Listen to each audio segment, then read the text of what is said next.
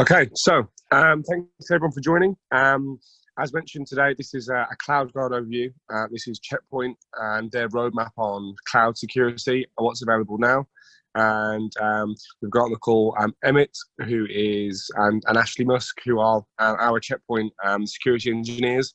They specialise in this area, and they're just going to run through a few slides, and then we'll have maybe like a Q&A at the end, or if you've got any questions, then please do type up.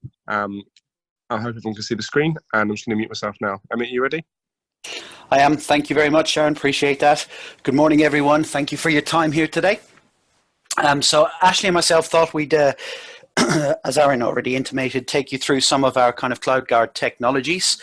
There are kind of a few different areas where we do have cloud presence nowadays as a security vendor, but we thought today we'd focus on generally CloudGuard SaaS and CloudGuard Dome 9. So in essence, we will kind of look at those two spaces, and then Ashley is going to also facilitate a little kind of demo, a little bit of an insight into how they work and kind of what they do for you. So, you know, to kind of summarize here, there's kind of three core areas instead of the two that we're going to focus on. So we've got the SaaS, the Dome 9 piece, which we'll focus on today, and then just a brief mention on our IaaS piece. So IaaS is, again, our technology. It's what some of you may be familiar with in terms of the Checkpoint traditional security gateway, or the, quote, firewall in its traditional mode as you've known it. But as you can see, it does encompass a multitude of other technologies as well. So the firewall with Checkpoint is just a very tiny subcomponent of all of the feature sets and all of the functionality we have on there. But in the interest of time, and actually in the interest as well of kind of trying to just create a simple separation between them, we might cover off IaaS at a separate time. I just thought it worth mentioning, but today our focus is going to be purely on SaaS and the Dome 9 piece. So I suppose the first question that I always like to ask myself, and I kind of try to put myself in your shoes, having been, you know, customer myself many times, or potential customer, is what's in it for me, right? So why should I kind of consider some of these technologies? Why are they useful? What's the importance to them? And excuse me, in relation to SaaS, really kind of the first core component is generally everyone is moving to elements of their infrastructure to the cloud nowadays. There isn't really a single area where somebody isn't touching on cloud, be it in a light kind of, you know, subtle approach, in a kind of a light kind of easier way in approach, or actually looking at all this technology and thinking, yeah, this is where we want to jump. So as a result, then the traditional IT role services are looking at SaaS approaches for a multitude of different things to make their lives easier and make the organizational life easier. The other important thing, I suppose, to take out of that is that everybody, as a result of this, is being targeted. There is not one kind of person out there who is not subject to being specifically targeted, because you know, if there's a will, there's a way, so to say, and I'll kind of follow on from that in a second. So our security approach then is in line with SaaS approaches. So the idea is that it's very simple, cost effective, and then we've got a, you know, ROI versus TCO kind of element coming into play there. With our SaaS solution, there is no infrastructure needed. No agents needed to install in SaaS vendor solutions. So it's very API driven, which means there's kind of a software backend that integrates at a very native level with the SaaS vendor of choice that you're wanting to work with. So that then allows for very agile approaches, very quick deployment scenarios. And of course, it's underpinned then from our, you know, what we believe is our best of breed threat prevention. So across all of the supported SaaS applications that we do, which means all of those engines that are kind of running there to protect you, to kind of help and secure you, your environment, are the same engines that we utilize in our traditional gateways or in our other technology areas. And, you know, again, it's just our way of bringing that to the SaaS world, if you will, in terms of allowing for a very simplistic model, a simplistic adoption, and you'll see that in a second. So to come back to the you're being targeted thing, I thought I'd share with you a very simple email that I received this weekend. So again, you can see this, Have I Been Pwned? Have I Been Pwned is a website that you can sign up to. It's run by he either works for Microsoft or an ex-Microsoft guy. Again, it doesn't matter, but he's been around for a few years, and you can sign up to his website and say, here's my email address, or here's some of my email addresses. Can you let me know if you've seen my email address crop up in a variety of different data leaks or data sources? So just as it happens, literally this weekend, I got an email through Friday night, I can remember clearly, saying, have I been pwned email? Okay, what's my email address being exposed to this time around? And you can see it was part of a harvesting of 622 million accounts.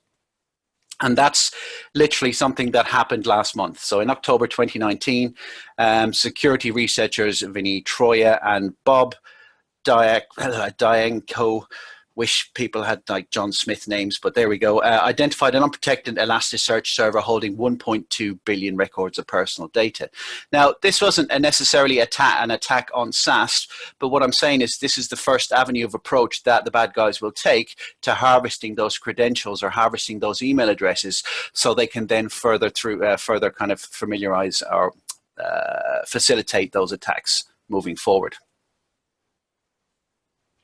So in general, you know, the majority of people out there, as I said, are already using SaaS applications in some form or another, whether it's a Google, Office 365, Dropbox, et cetera, et cetera, et cetera. And what we're seeing in the kind of out in the world is that enterprises are being hit by this.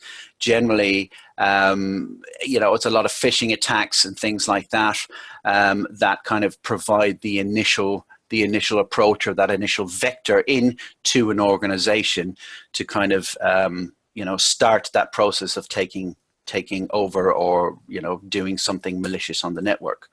So if we look at the case of K Financials, they moved their email to the cloud. So they moved from an on-premise solution to Office 365. Their customers received an email invoice with fake bank accounts, and then emails were sent to hackers who took over K's account and email account. So again, it's part of a multi-vector attack. You know, they might not initially target the actual end victim, because the end victim could be the person who's going to expose whatever they need to do.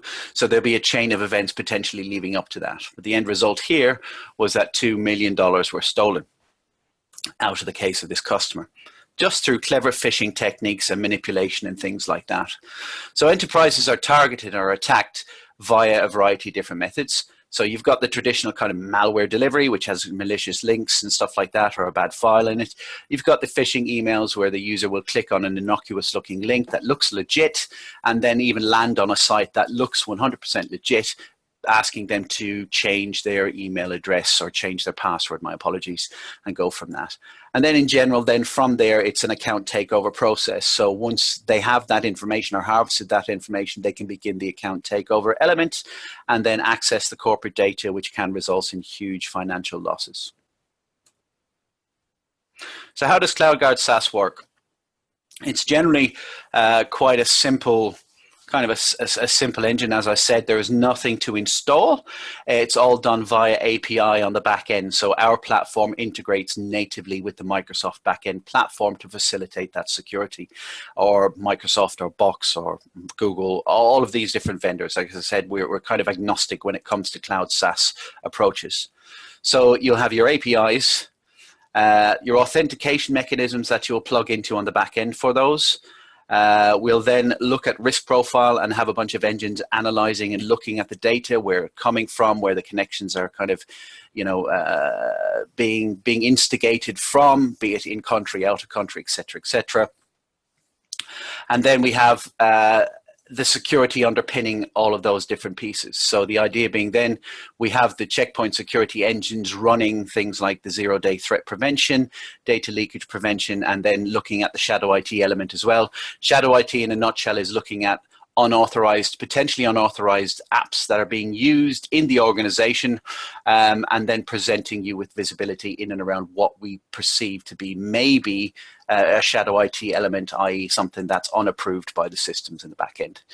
So all of that is then underpinned by our intelligence and i.e. our ability to collate all of that information and then present it through to you in a very kind of simple to use cloud management console to kind of get to where you need to go. So now what we're going to do is we're going to hand over to Ashley, and Ashley is going to take you through and give you a little bit of an overview in and around CloudGuard SaaS. So if you just bear with me 1 second, what I'm going to do is I'm going to stop sharing my screen, and Ashley is going to take over and share his screen for you. Thank you, Emmet. Just wanted to say thank you to the guys RS22 for getting today set up. So as Emmet mentioned, I'm going to take you through the interface and how some of the threat prevention features can work in this solution. So just on the main landing dashboard, we've got our malware threats. So this will be looking at both known threats as well as unknown threats. Any phishing attempts that we've seen come in, shadow IT tenants that we've seen potentially in email streams, login anomalies coming into the SaaS tenants, and then any DLP incidents as well. So it's worth mentioning all of this dashboard is customizable. So at the minute, I've got all successful login attempts, but if I wanted to filter out to just Office 365 successful logins or just failed login attempts, I could. If we wanted to attach a SaaS application, it's fairly easy. So for instance, if I wanted to attach RS22's box instance to here, we'd set up a checkpoint user in the box tenant on the RS22 side. We jump into here and just plug the checkpoint user's details into here, and that'll authorize CloudGuard SaaS to attach to the tenant. All the configuration for attaching is automated. There is a manual process as well, if you need to have a look at that. Once we've got the SaaS application attached, or the SaaS tenant attached, we can look at defining some policy.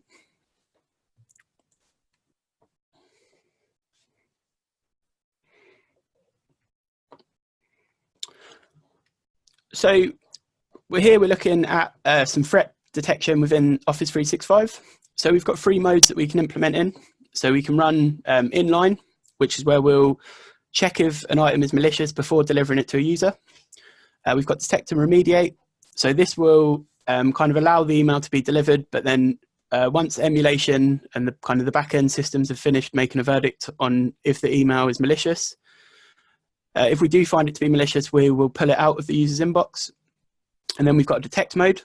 So this is effectively what it says on the tin will be read-only here. We won't be able to do any preventative actions.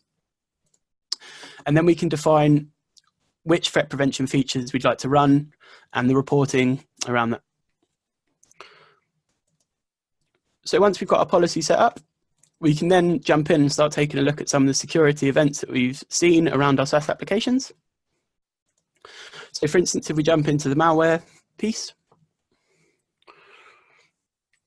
as I mentioned before, this will be looking at known threats using the checkpoint anti-malware technologies, but we'll also be using our Sandblast family of technologies here as well, which is focusing around dealing with zero-day threats or previously unseen threats. So we'll jump into here. So this is an email that we found to have some malware in it. So we can look to see, have a little bit, get a little bit more information on what's going on. So we can see information as who this has come from. We can look to see what's caused this, caused the malware engines to trigger. We found that the attachment is insecure. If we wanted to have a look at some of the more detailed reporting on here, we can jump in and have a look at the forensics around the emulation. So if we wanted to, we can watch the video of the file in the sandbox. We can see what happened. We can have a look to see, the malicious, what the verdict was on the file, the confidence on it, and then what we class the threat as well. The system is also back-ended by kind of machine learning. So if we wanted to say, report this as a misclassification or report a false positive, the system will learn and will, learn to work within your environment better. Take a look at the phishing events. So we've got a whole range of engines which kind of make up our anti-phishing technologies. So just jump into one of these.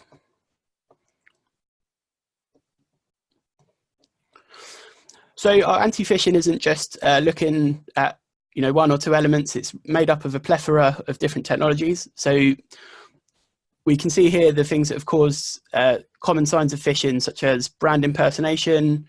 We can see that the sender doesn't have much historical reputation, and we've also found them in certain blacklists.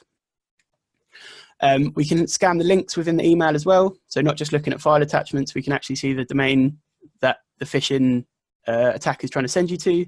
We can have a look at if there's any wrongdoing on that domain.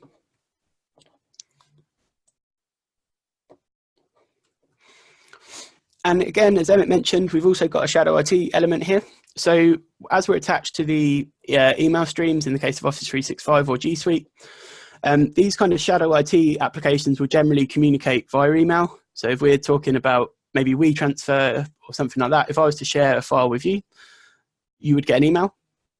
So what our shadow IT system is doing, it understands how these SaaS applications communicate, and it knows the template emails that those various SaaS applications send. So we can scan the email stream to uncover SaaS applications which are being used in the environment.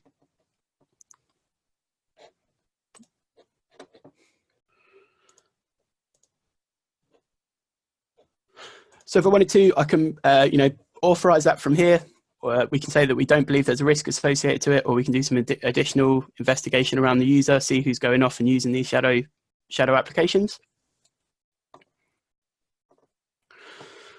Then we've also got anomalies. So this is going to be looking at where people are coming in, logging in from, because we're tied into the identity provider.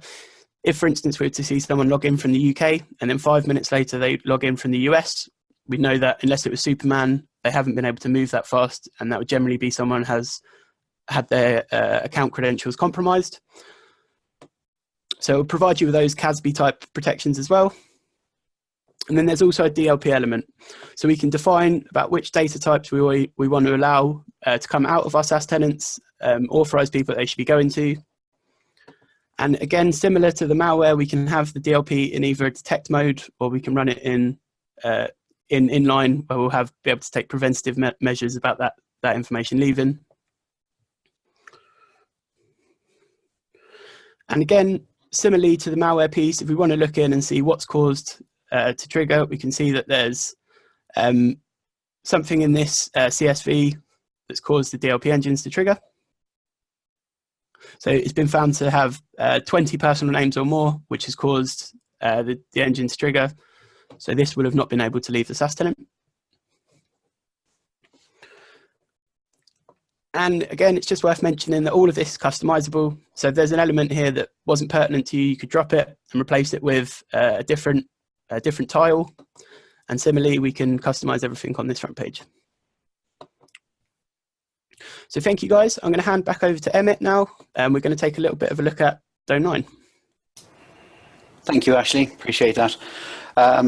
So just to clarify, one of the statements Ashley made on the DLP side of things is, as of right now, it only works in detect only mode.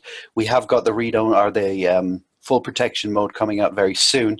And I think that's where, we constantly get updates from R&D. So sometimes we kind of think it's almost ready, or it's in beta, or it's not quite there yet. So the last word I've had is, okay, we're almost ready to go into beta for kind of an inline, more of a detect mode when it comes to DLP. So right now, as it stands, just to clarify, the engine itself, the DLP engine, is read-only, and we can run a variety of different queries against that and extract that data and show you what data is potentially leaving the organization.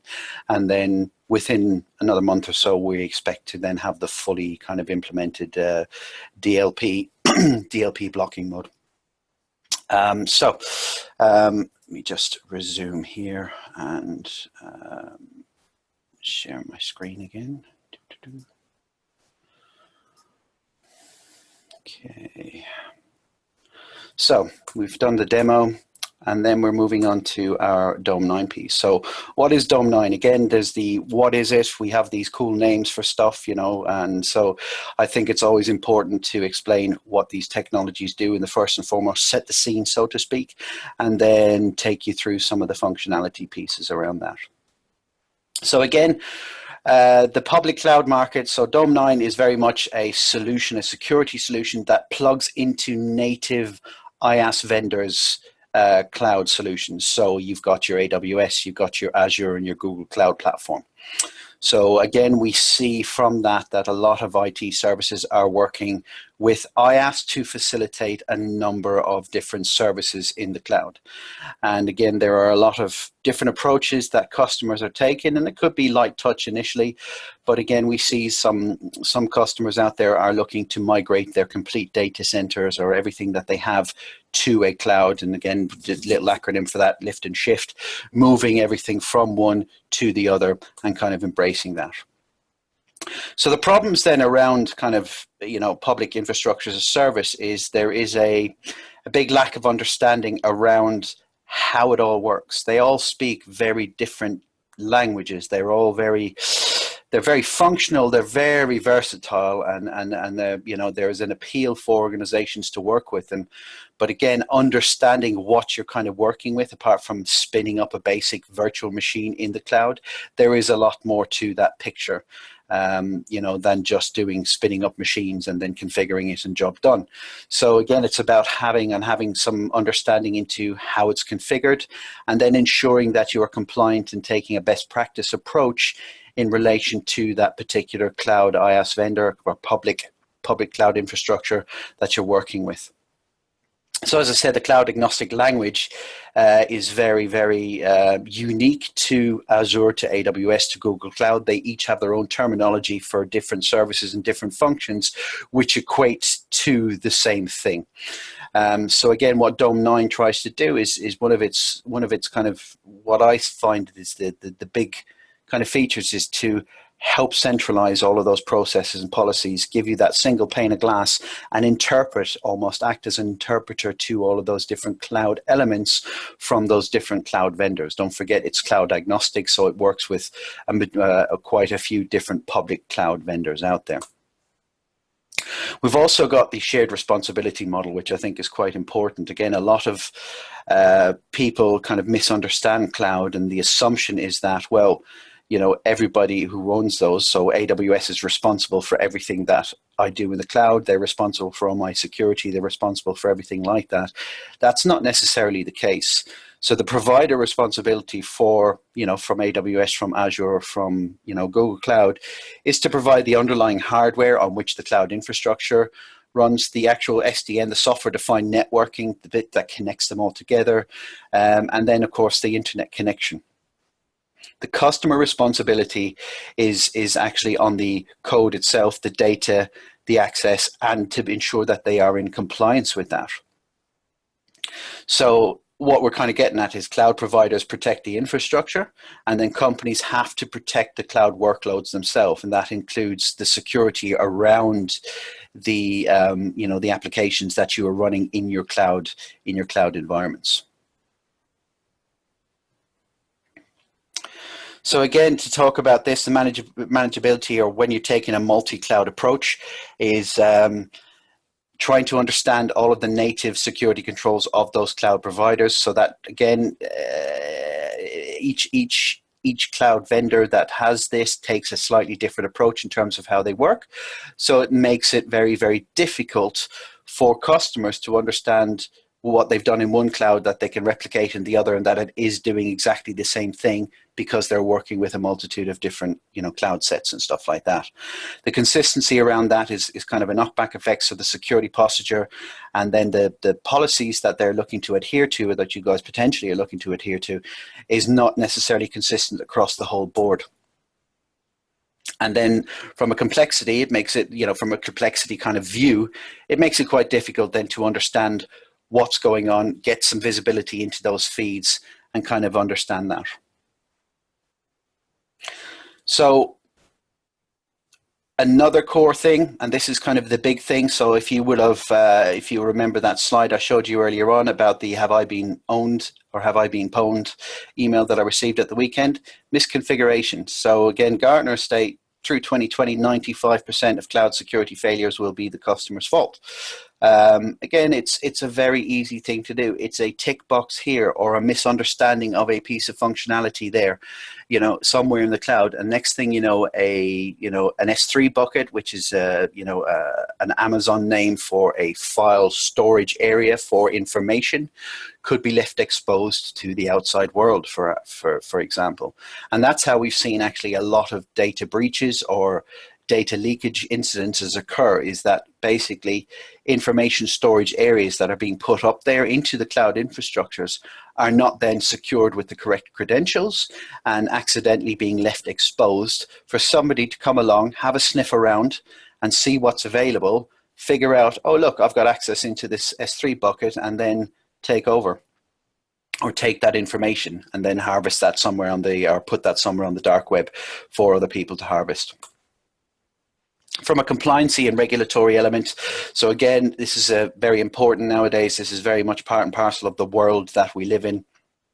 And it's important that the cloud infrastructure that you're working with is compliant and is in adherence to, you know, those compliancy standards that either the organization needs to deal with, or that we've actually got a much more global level piece that we need to adhere to, such as things like GDPR when it comes to certain geographical areas and stuff like that. So again, without that visibility into those kind of areas, it makes it very difficult to understand whether we're compliant or not.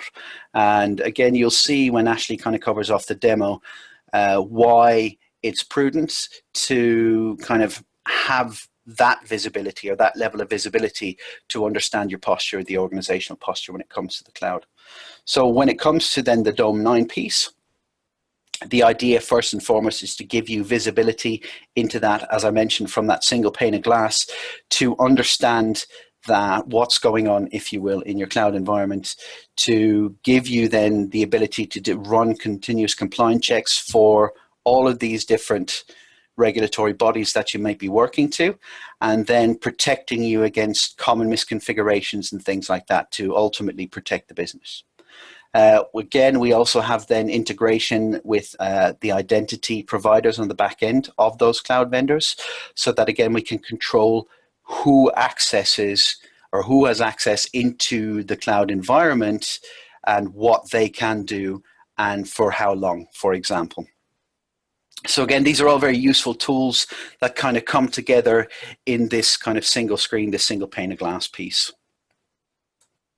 So it's working to make sense of this kind of environment in a nutshell. Again, if you look here, you can see, you know, words that some of us would recognize from a more traditional networking perspective. Then you have all of the different kind of cloudified vendors. And you can see what is one thing for one vendor will have a completely different name, context, connotation, and implementation strategy for a different vendor. So if we take the big three, if you will, your AWS, your Azures, and your Googles, where there are customers who have got infrastructures across all three or are looking to take advantage of some of the more functional pieces of one cloud vendor over another, it might involve a completely different approach. So again, I suppose the simple analogy that I try to make is we're moving from this chaos here, kind of, you know, where you just really don't, you have so much stuff, you can't see the wood from the trees, to kind of this nice, you know, as you can see, I just use a nice visual image there to kind of go from chaos to prettiness, or kind of just a nice holistic, more kind of controllable view where you can actually see what's going on ahead of you. So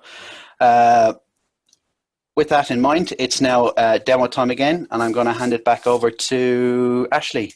So Ashley, please take over. Thanks, Emmet. Guys, I'm just going to share my screen. It should be coming through okay? Yep.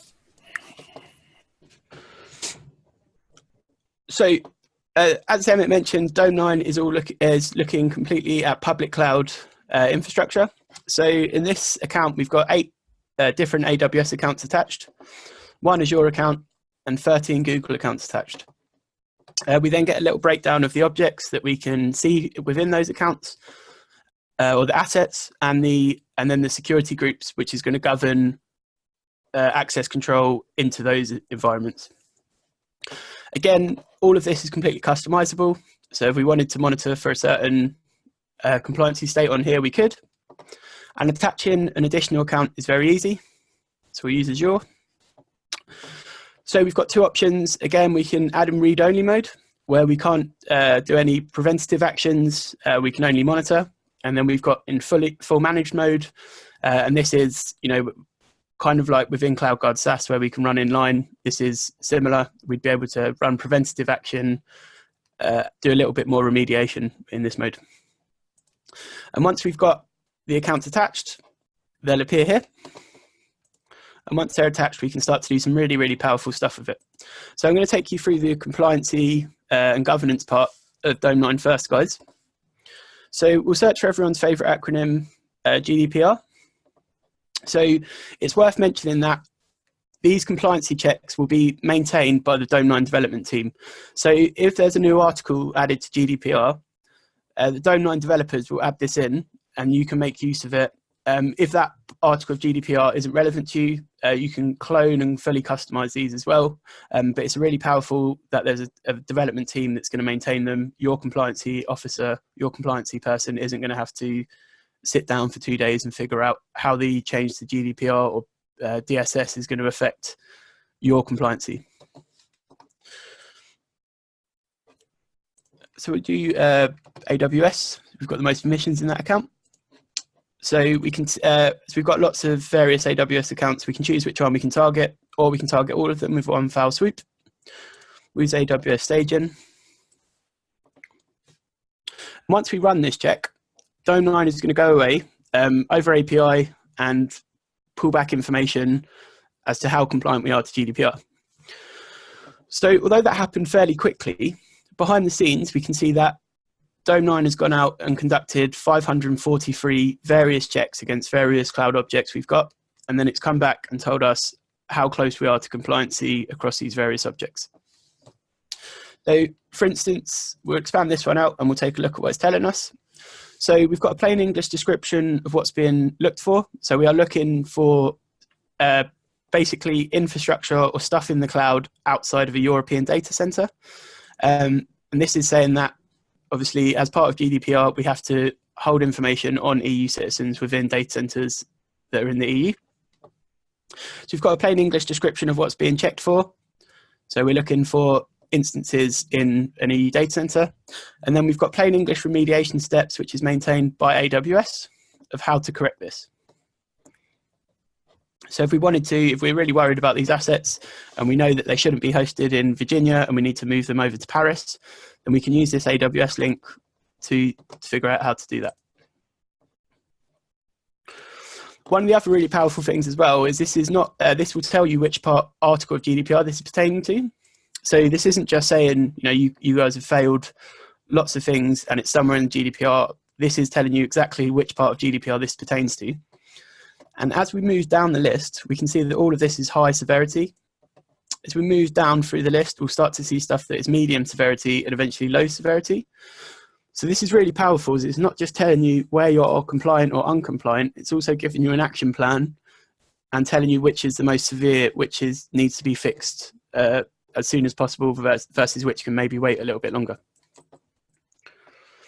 Again, if there's something in one of these checks that we don't think is relevant, like let's say this is a testing server, we can exclude it from the findings and that will no longer be checked within this compliancy check.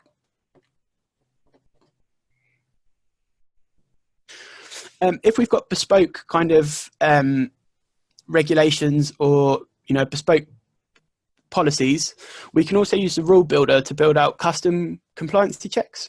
So if I wanted to use this to say, we shouldn't have instances, should not have a region which is equal to China or something along those lines. And we can use this playground to visually build out a query, test it works, and then we can spray that query at various accounts that we may have within various public cloud. So moving on from the compliance and governance part into network security. As Emmet mentioned, misconfiguration is huge for the public cloud. It's a really big concern for lots of organizations. So if we'll take a look at this AWS account, we can jump into here. And what we're doing is we can use network security and clarity to visualize all of the assets within a particular network in the cloud. So I've gone into this main demo VPC, which is virtual private cloud. And I can visualize all the databases, load balancers, and virtual machines in that network. So if you guys can see across the top that we've got various swim lanes here. So we've got an external zone, a DMZ, a partially open zone, effectively internal zone, and an internal zone. Now I haven't jumped into AWS and tagged this load balancer and said, you missed a load balancer, you need to be in DMZ. You missed a monitor and you're partially open. What Dome9 has done is polled these objects, looked at the networking configuration around them, and then it's worked out which swim lane they should be in. So if we look at this load balancer web, we can see that this is open. We have an inbound rule open for anyone in the world on HTTPS. So that's a big no-no in the security world. And we're saying this object is exposed and anyone can access it, which, this could have been the object which was holding Emmet's email address before the guys at Have I Got Owned emailed him. And as we move down through the swim lanes, we can start to see stuff is going to be more and more locked down. So here we've got HTTPS is open to a single IP address. And if we move into the effectively internal zone, we've got a single inbound port open. And in the internal zone, we've got no inbound rules which allow access to external services. The only services this will be communicating with is other assets within the cloud. So this is really powerful. If we were to see, what our load balancers, maybe we don't mind that they're in the DMZ, but if we were to see, our HR, all of our HR data over here, we can be fairly confident this is potentially a misconfiguration and that this shouldn't have the level of exposure to the outside world that it does.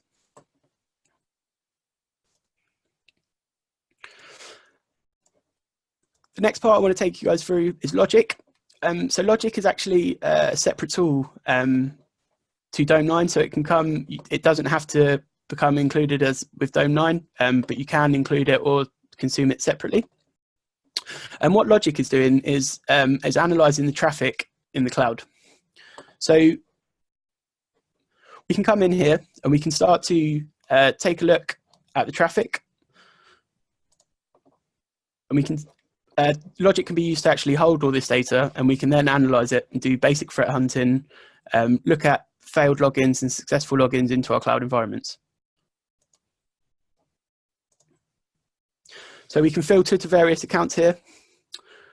If we want to jump in and do some additional investigation, we can.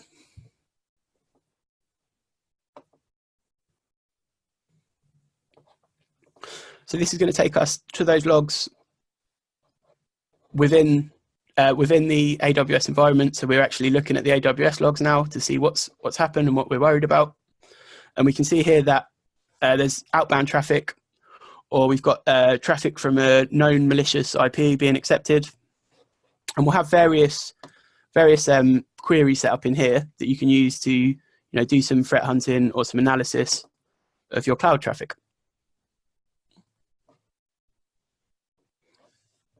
So thank you guys. I'm going to pass back over to Emmet now. Thank you, Ashley. Appreciate that. So yeah, let me just go back to my screen here.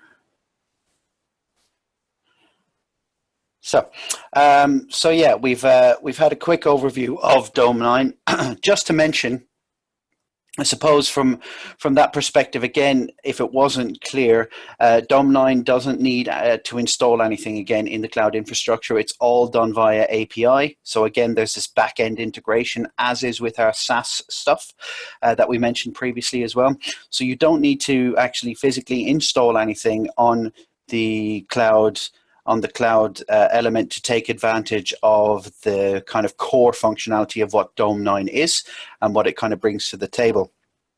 And again, the approach, I suppose, with that in mind, the approach that we've taken is a very simple: what's your cloud provider credentials that you've set up in order to integrate with Dome9? Please enter them here. Dome9 then communicates with the relevant cloud vendor or vendors and then pulls through all of that information. So everything that you're seeing is based on the metadata that we extrapolate from the public cloud instances itself. So there's one final thing, I suppose, or there's two final things I'd like to do with you. So the first thing I'd like to do is I'd like to do a quick poll with you guys. So if I just bring up a little poll here, it's a very simple poll. I'll just give it about 10 seconds, 20 seconds for you guys to fill out. But fundamentally, kind of out of the technology areas that you kind of looked at, which one do you think is kind of very relevant to your business nowadays? I mean, it could be one or t'other, or it could be both.